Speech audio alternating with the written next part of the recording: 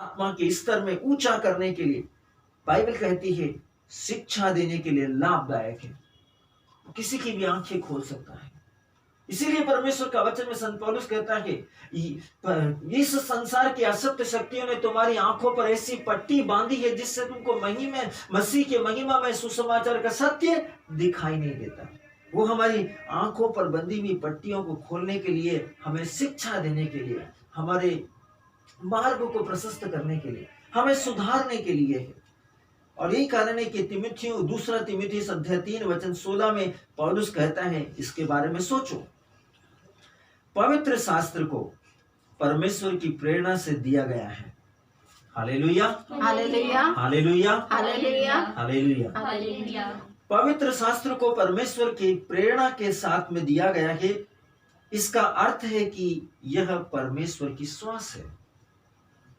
हर एक पवित्र शास्त्र का वचन किससे दिया गया है? परमेश्वर की प्रेरणा से, परमेश्वर के वचन से, परमेश्वर के विकल्पों से, परमेश्वर के विचारों से। और विचारों में क्या है? यदि आपके मुंह में हवा है और वो हवा किसी ठोस तरीके से निकलती है तो वो शब्दों का आकार लेती है। जब उसको सही तरीके से कहा जाता है, फूंका जाता है, तो वो शब्दों का आकार लेती है। और इसीलिए पवित्र शास्त्र को परमेश्वर की प्रेरणा से दिया गया है और इसका अर्थ है यह परमेश्वर की श्वास है जो आपके ऊपर आकर ठहरती है। जब परमेश्वर की श्वास आदम के ऊपर आई और उसके नथनों में परमेश्वर की श्वास आई, आदम क्या हुआ? वो जीवनदायक प्राणी बन गया। वो एक मिट्टी का पुतला था लेकिन जीवनदायक प्राणी बन गया। और यही वचन परमेश्वर ने सिद्ध करके बताया लाजरुस के जीवन के द्वारा। जब लाजरुस मर गया था, परमेश्वर का परम प्रिय जन, पवित्र परमेश्वर का इकलौता बेटा, परमेश्वर का पुत्र, हमारा उद्धारकर्ता, मुक्तिदाता, मसीहा क्रिस्त कहाँ था? लाजरुस के पास में, उसकी कब्र के दरवाजे के पास खड़ा था। उसने क्या कहा? पुनरुत्थान और जीवन मैं हूं। जब उसने कहा और उसका वचन कहाँ गया? जो श्वास है, परमेश्वर का वचन जो श्वास है, वो गया उसके नथनों में और वो एक जीवित प्राणी बन गया। ये एक अद्भुत है, अद्भुत बात है। हम इसको आत्मा में समझ सकते हैं। बाइबल कहती है उत्पत्ति में उसने आदम के नथनों में फूंका और आदम एक जीवनदायक प्राणी बन गया। और यहाँ परमेश्वर हमको एक उदाहरण दे रहा है, एक दर्शन दे रहा है, एक प्रकाशन दे रहा है कि हम इस पर विचार करें, इस पर ध्यान लगाए, इस पर सोचे कि जैसे आदम के नथनों में परमेश्वर ने जीवन का प्राण को, श्वास को फूंका, उसको फूंका, वो क्या थी? वो हवा थी, वो श्वास थी, वो वायु थी। लेकिन यहाँ पर परमेश्वर का वचन कहता है लाजरुस की कब्र के पास यीशु खड़ा हुआ और यीशु ने क्या कहा? पुनरुत्थान और जीवन मैं हूं। पिता, मैं तुझे धन्यवाद देता हूं कि तूने मेरी सुन ली। और कहा लाजरुस, और उसी समय लाजरुस जी उठा। यीशु की आवाज लाजरुस के नथनों में श्वास के रूप में गया और उसका जीवन जीवनदायक प्राण के रूप में बदल गया और वो एक जिंदा व्यक्ति के रूप में कब्र से बाहर आया। ये एक अद्भुत बात है। Hallelujah, hallelujah, hallelujah. बाइबल कहती है इसका अर्थ है कि यह परमेश्वर की श्वास है। फिर वह यह कहता है कि यह लाभदायक है जब आप इसको इस्तेमाल करते हैं। जब आप इसका इस्तेमाल करते हैं, ये आपके लिए लाभ को उत्पन्न करती है, आपके लिए अभिषेक को उत्पन्न करती है। इसका अर्थ है आपको इसका अर्थ है आपको क्या होगा? लाभ होगा। ये क्या देगी? आपको लाभ देगी। जब आप इसके बारे में सोचते हैं, जब आप इसके बारे में विचार करते हैं, जब आप इसके बारे में अपने हृदय से घोषणा करते हैं, अपने आत्मिक जीवन में, अपने सांसारिक जीवन में, अपने वातावरण में सुसमाचार के प्रचार प्रवाचक के रूप में जब आप इसकी घोषणा करते हैं, तब आप क्या करते हैं? अपने चारों ओर परमेश्वर के लाभ को बोलते हैं। वो लाभ क्या है? आपके जीवन की समृद्धि, अनाइटिंग, अभिषेक, चंगाई, आशीष, आशीर्वाद, बदलाव, परिवर्तन, जिंदगी के अंदर, परिस्थितियों के अंदर, परिवारों के अंदर, घरानों के अंदर, लोगों के जीवन के अंदर, समाज के अंदर, समुदाय के अंदर, राष्ट्रों के अंदर क्या देखते हैं? लाभ को देखते हैं। यह शिक्षा के लिए भी है।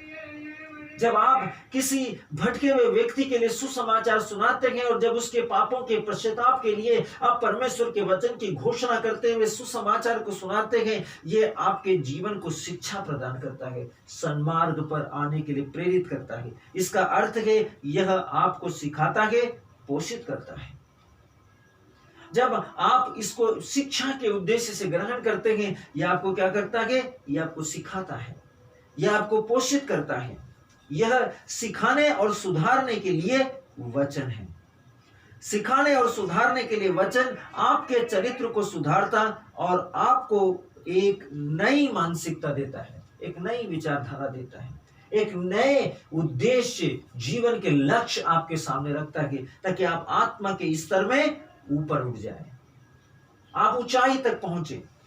बाइबल कहती है अंत में यह सत्यनिष्ठा के जीवन के लिए एक निर्देश, मैनुअल के जीवन के लिए कोई दूसरी सामग्री इतनी अच्छी नहीं हो सकती। हर दिन जीवन में जीतने के लिए आपको जिस लाभ और प्रोत्साहन की जरूरत है, वह कोई दूसरी सामग्री नहीं है, वह है परमेश्वर का वचन, पवित्र शास्त्र। आपकी जिंदगी में ऊपर उठने के लिए, आगे बढ़ने के लिए, प्रोत्साहित होने के लिए, चंगा होने के लिए, शांति पाने के लिए, दिलासा पाने के लिए, नया जीवन पाने के लिए, बदलाव पाने के लिए, सुधार पाने के लिए, पद प्रदर्शन पाने के लिए, शिक्षा पाने के लिए, समझाने के लिए, दूरदृष्टि के लिए, आपको यदि कोई चीज यदि आपको दी जा सकती है, तो वो कोई दूसरी नहीं है सिवाय परमेश्वर का वचन के। वो आपकी जिंदगी को बदलता है। Hallelujah, hallelujah, hallelujah, hallelujah, hallelujah. 17वीं आयतों को देखते हैं और पद को देखते हैं, तब हम आगे पवित्र शास्त्र को आत्मसात करने की प्रेरणा के बारे में पवित्र बाइबल हमको बताती है। यह हमें आत्मसात करने के लिए सिखाती है, उसको उस पर मनन करने के लिए, उस पर चलने के लिए, उसके साथ में आत्मसात होने के लिए, उसको सिरोधार्य करने के लिए, उसको ग्रहण करने के लिए, उसको पूर्ण रूप से स्वीकार करने के लिए सिखाती है। वचन हमको सिखाता है अपने आप को परिश्रमी रूप से पवित्र शास्त्र में इस्तेमाल होने के लिए। जब हम परमेश्वर के वचन के आगे, परमेश्वर के वचन में आत्मा में आगे देखते हैं, पवित्र शास्त्र आपको आत्मसात करने की प्रेरणा के बारे में बताती है। आत्मसात का मतलब है सिरोधार्य करना, ग्रहण करना, उस पर चलना, उसको मान लेना, उस पर विश्वास करना, उसके अकॉर्डिंग जिंदगी जीना, उसके अनुसार जीवन जीना, उसके निर्देशन में रहना। आपको परिश्रमी, अपने आप को परिश्रमी रूप से पवित्र शास्त्र में लगाते हुए यह कहती है, ताकि आप परमेश्वर के जन सिद्ध बने और हर भले काम के लिए तत्पर हो जाए। जब आप आत्मा के स्तर में पवित्र शास्त्र के द्वारा विश्वास करते हैं, तब बाइबल कहती है, वचन कहते हैं, ताकि आप परमेश्वर के जन, एक विश्वासी, एक धर्मी, एक आत्मिक, एक सत्यनिष्ठ, हर भले काम के लिए तत्पर हो जाए। पवित्र वचनों की आशीष वे दिए गए हैं, पवित्र वचनों की आशीष वे दिए गए हैं आपको बहुत फसल बनने के लिए।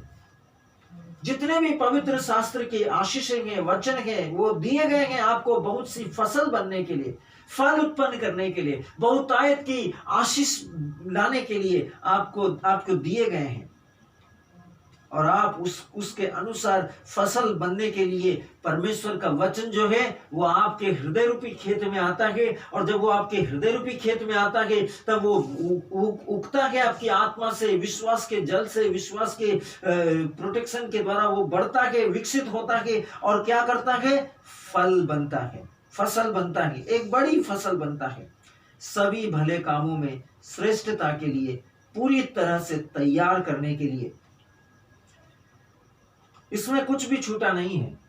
परमेश्वर का वचन कहता है श्रेष्ठता के लिए पूरी तरह से तैयार, भले कामों के लिए, हर तरह के भले कामों के लिए पूरी तरीके से तैयार, श्रेष्ठता के जीवन के लिए, एक उच्चतर जीवन के लिए, एक महिमा के जीवन के लिए, एक ग्लोरी के जीवन के लिए, एक आशीष के जीवन के लिए, एक समृद्धि के जीवन के लिए, एक स्वर्गीय वस्तु के जीवन के लिए, स्वर्गीय आशीषों से भरे हुए व्यक्ति के जीवन के लिए कुछ भी छूटा हुआ नहीं है। पवित्र शास्त्रों में सब कुछ आपको दिया गया है फसल बनने के लिए, ताकि आप एक अच्छी, शुद्ध, समृद्ध, पवित्र और आशीषित फसल के रूप में उभर जाए।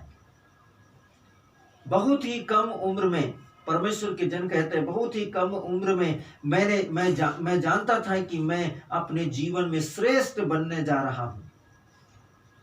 जो विश्वास में आत्मा में परमेश्वर के वचन को आत्मसात करते हैं, उस पर विश्वास करते हैं, उस पर मनन करते हैं, उसके साथ चलते हैं, उस पर उसके अनुसार चलते हैं, उस पर चित्त लगाते हैं, उस पर जीवन बिताते हैं, वो परमेश्वर के जन के समान इस बात की घोषणा कर सकते हैं कि बहुत ही कम उम्र में या समझ आने पर आप अपने जीवन में, अपने जिंदगी के अंदर, अपने जीवन के श्रेष्ठतम उद्देश्यों के अंदर आप क्या कर रहे हैं? एक श्रेष्ठ बनने जा रहे हैं। जीवन में श्रेष्ठ बनने जा रहे हैं, या श्रेष्ठ बन गए हैं, या जीवन के एक ऐसे स्तर में पहुंच गए हैं जिसमें आप परमेश्वर के वचन के अनुसार बुलाए गए हैं। देखिए, जिसने मुझे बताया है कि पूरी समझ दी गई है, मैं बहुत ही फसल बनने जा रहा हूं। परमेश्वर का वचन कहता है आपको और मुझको, हमको बताया गया है कि पूरी समझ दी गई है। काय के द्वारा? पवित्र आत्मा के द्वारा। क्योंकि आपको पवित्र आत्मा दिया गया है बपतिस्मा के द्वारा, पेंतकोस्त के द्वारा, प्रभु का पवित्र शरीर और रक्त के द्वारा आपको पवित्र आत्मा दिया गया है, और उसी के द्वारा आपको ये समझ दी गई है वचन से। जब आप विश्वास करते हैं कि आप एक फसल बनने जा रहे हैं, एक ऐसी समृद्ध फसल, सफल फसल, जो एक समृद्ध व्यक्ति के रूप में परमेश्वर की सफल फसल बनने जा रहे हैं। यह एक प्रोग्राम है, यह एक कार्यक्रम है जो इस बात को प्रपेक्ष करता है। और परमेश्वर का वचन कहता है, मैं जानता था कि मैं कहाँ जा रहा था। परमेश्वर का वचन कहता है आपके लिए यह एक प्रोग्राम था, यह एक योजना थी, यह एक उद्देश्य था। और यही तो परमेश्वर का पवित्र वचन कहता है यिर्मयाह नबी का ग्रंथ अध्याय 29 वचन संख्या 11 से 14 में, क्योंकि तुम्हारे लिए निर्धारित योजनाओं को मैं जानता हूं, तुम्हारे हित की, अहित की नहीं, आशा में भविष्य की, निराशा में भविष्य की नहीं। जब तुम मुझे पुकारोगे और मुझसे प्रार्थना करोगे, तब मैं तुम्हारी प्रार्थना को सुनूंगा और इस प्रकार मैं तुम्हारा भाग्य पलट दूंगा। बाइबल में परमेश्वर का वचन क्या कहता है यिर्मयाह के द्वारा? जब तुम मुझे पुकारोगे, पुकारना क्या है? परमेश्वर से प्रार्थना करना। जब तुम मुझे पुकारोगे और विश्वास करोगे, पूरे हृदय से मुझ पर विश्वास करोगे। विश्वास कैसे करोगे? वचन से। बाइबल कहती है सुनना वचन से, और जो सुनाया जाता है वो क्या है? मसीह का वचन, सुसमाचार, परमेश्वर का वचन, पवित्र शास्त्र की बातें। तब पवित्र शास्त्र कहता है स्पष्ट तरीके से